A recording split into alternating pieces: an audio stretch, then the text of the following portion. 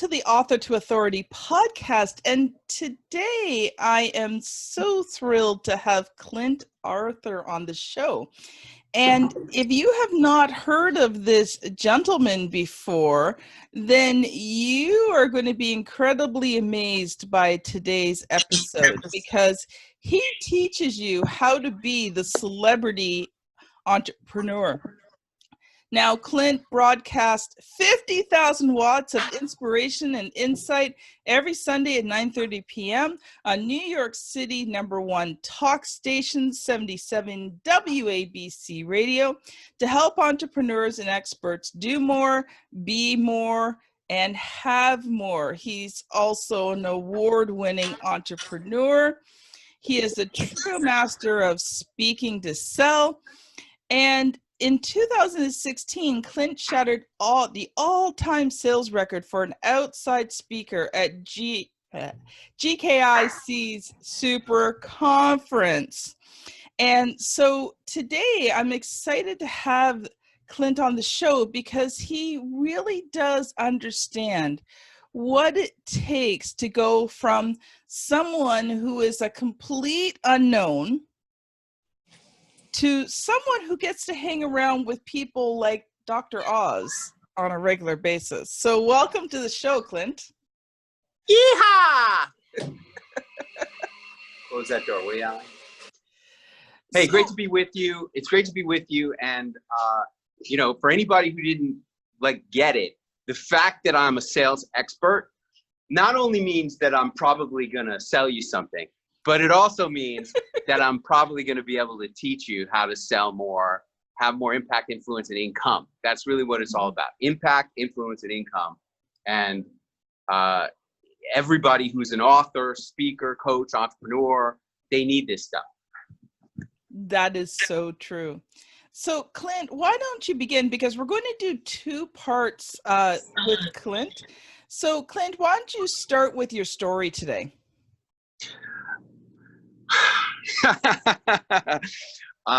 You know, I really have been a writer for a long time. People say, you know, what are you? I'm a writer who speaks. And that's the funny thing. It's like I'm a sales champion. I speak all the time. I'm in the top 1% of money earners in the National Speakers Association. And I'm not really even a speaker. I'm a writer. And I began my writing journey when I was just a little kid. My creative writing teacher in high school was Frank McCourt. He wrote a little tiny book that a few people might have heard of called Angela's Ashes, about his impoverished childhood in Ireland. Wow. And that book won him the Pulitzer Prize and made him rich and famous around the world. And then here's the funny part. His brother, Malachi McCourt, is also another New York Times bestselling author. And he was going to be a speaker at my upcoming event, but unfortunately, because of COVID, he's old. He's really, really old, and he's not going to come. But he said, yeah, I have a new book coming out. It's called Have You Read My Brother's Book? Because a lot of people have read that book. Anyway, he made me want to be a writer. And that was when I was like 16 years old. I took creative writing with Frank for 2 years. Then I went off to the Wharton Business School. And when I was done at Wharton, I went home to get the attaboys from my parents because I graduated with a 4.0 GPA in my entrepreneurship major. And I'm sitting on the couch in the living room, and what happens? My parents get into the biggest argument of all time. My dad storms out of the house, slams the door, and I turn to my mom, and I go, you know, Mom, the way he resents you all these years, have you been cheating on Dad? And I'm sitting there thinking, where the heck did that question come from? I never thought that idea before in my whole entire life. And then I'm thinking, what kind of a rude son of a bitch asks his mom a question like that? That's the rudest thing I've ever heard. Mm-hmm. And then I'm thinking, why ain't she answering the question? Ooh. And then she goes, he's not your real father. Your real father was a doctor at the fertility clinic we went to for 6 years trying to have you, and you look just like that guy. Say what, Mama? Oh. Now, imagine how you would feel. Not only, like, what you don't understand is how much of your own personal identity is wrapped up in who you think your parents are. Like, that's the most basic So thing. true. And so not only didn't I know who I was anymore, I sure as heck didn't know what I wanted to be when I grew up anymore.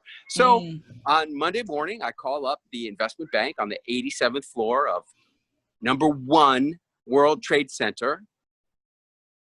And I get the vice president on the phone. Sir, I really appreciate the offer, but I've changed my mind. I decided I don't want to be an investment banker anymore. And what did I do? Naturally, I move out to Hollywood. Most people go to Hollywood to lose themselves. I went there to find myself. Look, this is a recurring theme because, one of my great mentors, he goes, if everybody's doing something, don't, right? Everybody goes to Hollywood to lose themselves. I went there to find myself. Now, and I do a lot of stuff that's contrarian. I do a lot of stuff that people are not doing. Like everybody is doing, all this social media marketing. And yes, I'm a big fan of old school marketing. I go on TV. I have a radio show. I do a lot of stuff that people don't do. I didn't want a podcast. That's why I got a radio show. I do a lot of stuff that people don't do. So I run off to Hollywood and I start going on auditions, writing screenplays. That took me all through the 80s and the 90s. And where were you on December 31st, 1999? Were you at a party with family and friends? Or perhaps you were at an ATM getting some Y2K cash. Well, I was earning cash that night behind the wheel of yellow cab number 6087. That's right. I had been a taxi driver at that point for more than 6 years. See, I went to California to chase the Hollywood dream, hoping that I would become somebody special. And indeed, I did. I became the Wharton taxi driver. That's what I became. And I earned $513 on New Year's Eve of the millennium, driving that cab. And that in the backseat of the car that night was these two guys. They were MBA interns from Goldman Sachs. And I'm listening in on their conversation, driving them to a party. Hey, man, did you hear about Mr. Carrera? They made him the last partner right before the Goldman IPO. And he cashed out $1 gazillion. And I'm like, hey, you guys talking about Chris Carrera? How do you know Mr. Carrera? Chris Carrera was a pledge in my fraternity. When I was a pledge master, I used to make those little punks dance around in the living room of our house with their tighty whities on top of their heads. And now he just earned $1 gazillion while I made $513 driving a taxi on New Year's Eve of the millennium. And that night I transformed my pillow into a gigantic sponge. Crying my eyes out. And a lot of people ask me, do you resent the 13 years of trying to make it in Hollywood and only getting bloody and banged up? You have no idea how many people told me that as a writer, I sucked. You have no idea. You have no idea. I wrote 30 screenplays and 10 books. As a matter of fact, one of my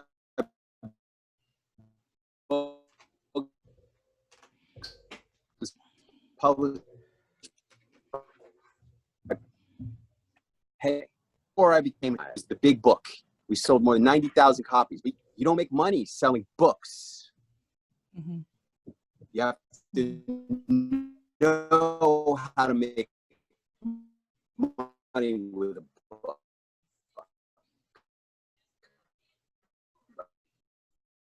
A book is an essential. Continue to write.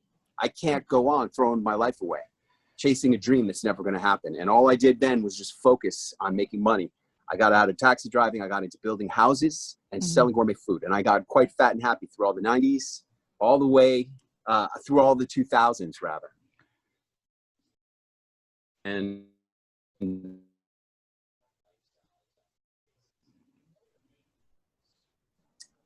that takes us to October Help Campfire.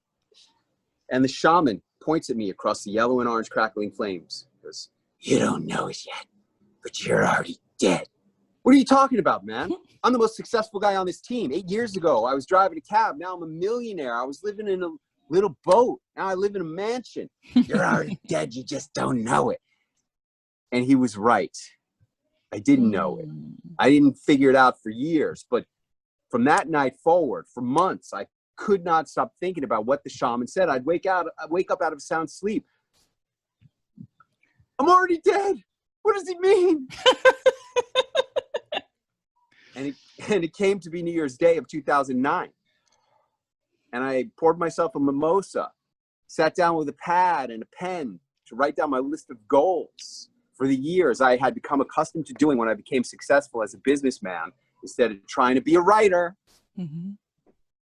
And amazed myself when I asked, you know, what if the guy is right? What if I am already dead? Or what if this was going to be the last year of my life? What would I want to accomplish? If this was going to be the last year of my life. And I was amazed when the first thing I wrote down was, I got to write my book about what I learned at the Wharton Business School that helped me to become successful as a businessman once I stopped chasing my silly dream of becoming a writer. And I wrote that book in 8 days. And then I self-published it on Amazon CreateSpace. That's what their self-publishing was called in those days. Yep.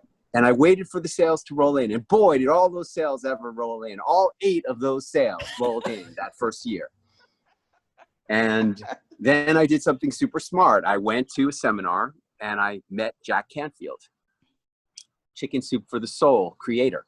Mm-hmm. And I said, Jack, how does a person sell 500 million books?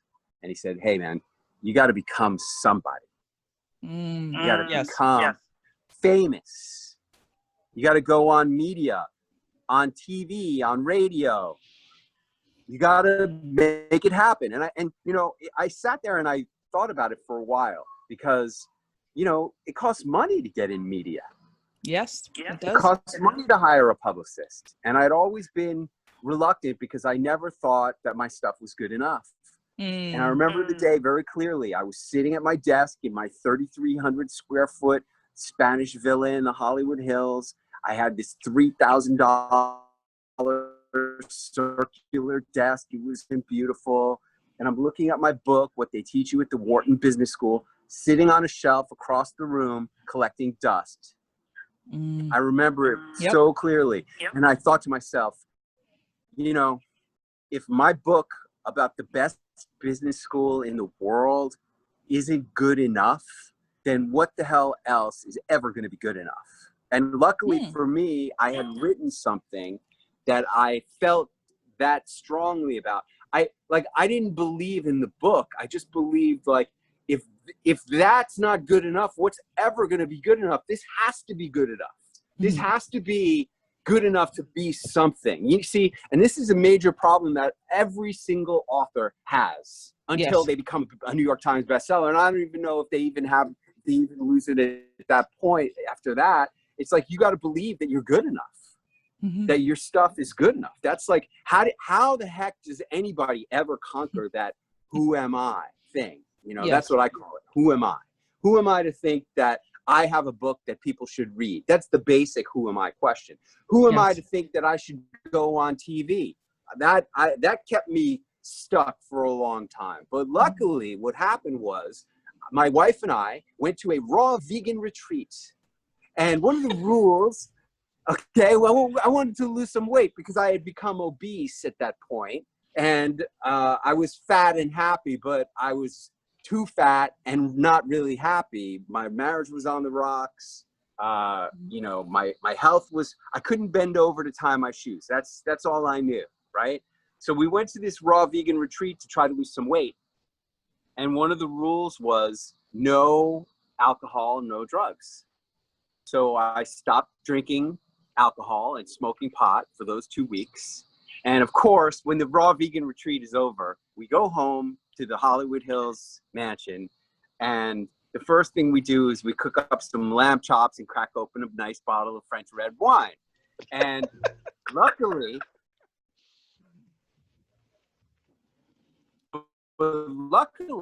I had smoking pot because it was a couple weeks after that, about 5-6 weeks after that I was looking at the book, collecting dust on the shelf. And I thought, if that book's not good enough, then what's ever going to be good enough? So I called up a publicist in New York and I said, look, I don't care what it costs. Get me on the Today Show. She goes, that's hysterically funny, Clint. They're never going to put you on the Today Show. You're a middle-aged guy nobody's ever heard of. You got a self-published book nobody's ever bought. You got no TV experience. You're not famous. You're not a politician. Why would they ever put you on the #1 show? It's never going to happen. You got to go on local TV. I'm like, okay, I'm a native New Yorker. Get me on my local TV stations. And when she stopped laughing at me the second time, she goes, I think I got you figured out, Clint. You're not really a business author. You're really a comedian, because that's the second hysterically funny thing you said to me in 30 seconds. They're never going to put you on TV in New York City. That's the #1 market in the #1 media world. That's like going on national TV. You got to go on little tiny shows. And I'm like, what do you mean? Like Salt Lake City, Utah? She goes, and don't forget to pack your long underwear, because like a few days later, I get an email from her. It says, congratulations, you're booked on TV in Salt Lake City, Utah. And I'm thinking to myself, looking at that email, why are they going to put me on TV in Salt Lake City, Utah? I'm a middle-aged guy nobody's ever heard of. I got a self-published book nobody's ever bought. I got no TV experience. I'm not a politician. I'm not famous. But they put me on TV there, and I went there thinking I was going to be amazing. And I sucked. I thought it was going to be easy to be great on TV. I've watched plenty of TV in my life. How hard could it be? I wasn't good the first one. So I call up the publicist and I go, maybe I had a bad day. Why don't you get me a few more? Now, this was a pay-for-performance publicist. That's the only type of publicist I recommend people get, because they don't get paid unless they get you results.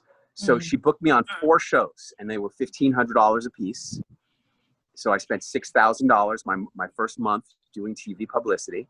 And then I showed the video clips to my wife, and I said, honey, what do you think? And she goes, I think you suck. and I said, yeah, I think you're right. I'm going to need a lot more practice doing this TV stuff. It's not as easy as I thought it was going to be. So I'm going to have the lady book me on 10 more shows. And my wife goes, whoa, whoa, whoa. Why do you keep paying that lady? Why don't you just book yourself on TV? And I'm like, can you do that?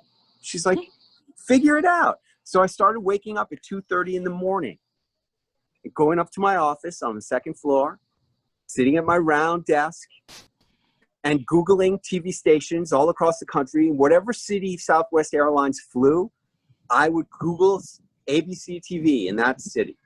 And I would call up the news desk and I would say, hey, I've got this book called What They Teach You at the Wharton Business School. And they're like, yeah, well, whatever, click. And it took me more than 2 months to get my first TV producer to invite me on her show. Yeah. And it was not easy, but once I got one, it was like catching a fish. I was really hooked. And my first year of doing it, I booked myself on 7 shows. My second year, I booked myself on 20 shows. And people started asking me, Clint, what are you doing? How are you doing this? Because it changes you. When you start getting on TV, see what I do is I take the TV clips and I post them on my Facebook. I post them, I put them up on YouTube. I put them on Twitter. I put them on LinkedIn. I call that mega media. When you take old media like TV and you put it on new media, that becomes mega media. Nice. And I started teaching my friends how to do it. And then I made a little training program. And along the way, I just kept going. My 32nd appearance was on NBC New York. My 57th appearance, the Today Show called me. I was at that same raw vegan retreat. And we were supposed to be there for 2 weeks. And like 4 days in, my phone rings and I am talking to a producer from the Today Show. Clint, we were wondering if you're going to be in New York City for New Year's Eve. And I'm like, you know, that's 4 days later. And I'm like, of course I'm going to be in New York City for New Year's Eve. She goes, oh, wonderful. We'd like you to be on the show. We'd like you to be on the show and talk about how to deal with the push and pull of life. And I realize now what they really wanted me to talk about was my adventures in Hollywood. What I what I realize now is what they really wanted me to talk about was like, how do you know when to give up on your dream? That's what they really wanted. And Brooke Shields interviewed me with Willie Geist, and they asked me the question. They go, you know, Clint, you have a great question you ask yourself every year. What's that question? And I said, ask yourself, if this was going to be the last year of your life, what would you want to accomplish? That's been my superpower that has enabled me to do incredible things. And Brooke Shields goes, wow, that sounds scary. And I go, it is scary. And when it's scary is when it's great. And I really do believe that. When I feel scared, that's when amazing things happen. You get up against the wall. You stop, you get into that like fight or flight mode, and that produces different chemicals in your brain, and it changes the way you do things, the way you respond, the way you perform. You Launchpad TV, and I guarantee by the end of the implementation event, if they show up for their implementation event, because some people chicken out and don't show up, if they do show up for their implementation event, I guarantee they will book themselves onto at least 3 of my friends who are producing NBC CBSs, or else I'll give them back all their money plus $1,000. And I've never had to do that because I won't back $10,000 clients, and the results I've delivered have been extraordinary. My students have booked themselves on more than 4,589 TV appearances with every major show and every network affiliate across the country, and tons of them in Canada too. And we've been on the Today Show. 4 people have been on the Today Show. 3 people have been on Good Morning America.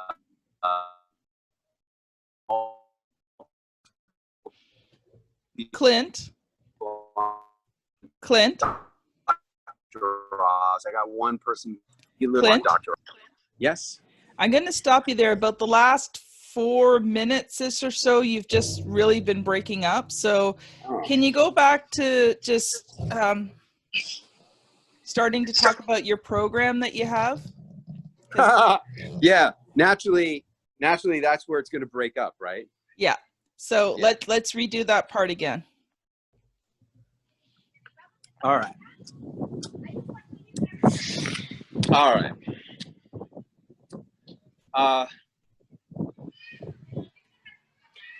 I started teaching my friends how to get themselves on TV. They're like, how are you doing this? Because when you go to these conferences, people, and put it like this, when you start sharing your TV appearances on social media, I call that mega media. You take old media, a TV appearance on CBS, Tucson, Arizona, and you put it on social media, and all people see is CBS. That's all they see. And it gives you so much more credibility because, number one, the videos look great, great production value, and you're getting like a third-party implied endorsement by being on a network station. So I started teaching people how to get on the shows, and I called the training Celebrity Launchpad, and I teach people my mathematical formula for how to book yourself on TV anytime you want for free. And I guarantee that if you show up for your implementation event, that you will book yourself on at least 3 TV appearances with ABC, NBC, CBS, or Fox during the weekend, during the implementation weekend, or else I'll give you back all your money plus $1,000. And we just did our 46th Celebrity Launchpad. Nice. And I have never failed because I have a mathematical formula for how to book yourself on TV, news, and talk shows. And I create the segment for the person. I create the pitch. I give you an audio of me doing your pitch so that you know if you just mimic my performance and do a halfway decent job, you're going to get booked on shows because I invite my friends. I've been on 110 TV appearances now. Okay. Wow. Did you hear the part about, like, I know we broke up. Did you hear about Brooke Shields? Did that part come through? Yes, that part came through. Okay. So you know, after going on the Today Show with Brooke Shields, I've continued going on. People say, when are you going to go on enough TV? I'm never going to stop going on TV. That's what celebrity entrepreneurs do. They go on TV, they speak at important places, they take pictures with major celebrities, write and publish best-selling books, very, very important, and winning awards. Those are what celebrity entrepreneurs do, those 5 things. All celebrity entrepreneurs do that, all. Martha Stewart, for example, I interviewed Martha Stewart at my most recent conference at Carnegie Hall in New York City. She's published more than 100 best-selling books, Martha Stewart. Wow. You didn't know that, right? No, I didn't. More than 100. And I said, Martha, is it important for celebrities to publish best-selling books? She goes, well, it's very important for me because I'm an expert. Yes. You want to be an expert? You got to have a book. No two ways about it. If you don't have a book, you're BS. You Sure. are. Yep. If you don't have the discipline to create a book and you think you're an expert, you're kidding yourself. You've got to have a book. So anyway, it's a mandatory prerequisite now. Got to have it.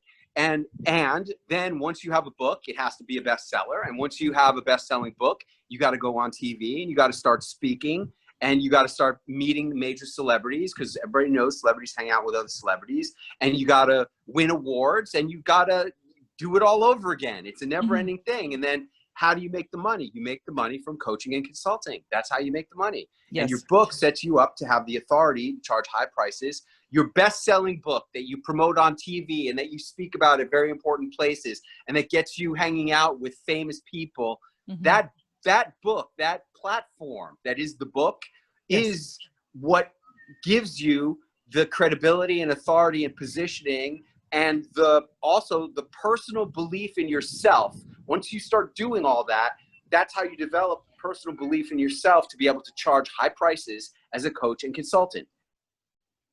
Yeah. Wow. Wow. And you haven't even gotten into sharing all the expert stuff that you wanted to share today. But you know what? We're actually kind of at the end of our time. So I am going to stop it here, but you're coming back for part 2. And so audience, if you've enjoyed Clint's story, if you've heard Clint's story and you're like, wow, I need this. So Clint, if the audience is saying that, how do they get a hold of you? Well, check me out on Google. See, I call that Your Reality Series, my newest book. I publish books all the time. I've now since 2010, I've published more than 20 books. Nice. That's more than 2 per year. And my latest book is called Your Reality Series. So if you type the name Clint Arthur, C-L-I, Clint like Clint Eastwood, Arthur like the king. If you Google that name, the first 4 pages of results are all me. That's what I call my reality series. Okay, and if that's not your own personal results, when you Google your own name, then you're going to have a very difficult time to sell books and get paid lots of money as a coach and consultant. And that's why you need your own reality series. So I think that people's first thing that they should do is they should go to Amazon and get Your Reality Series so they know what I'm talking about if they like that. You might also want to get my book, Celebrity Entrepreneurship, which goes into all of this stuff in detail. And check me out on the internet on all my stuff that makes up my reality series. Clint like Clint Eastwood, Arthur like the king. That's my name.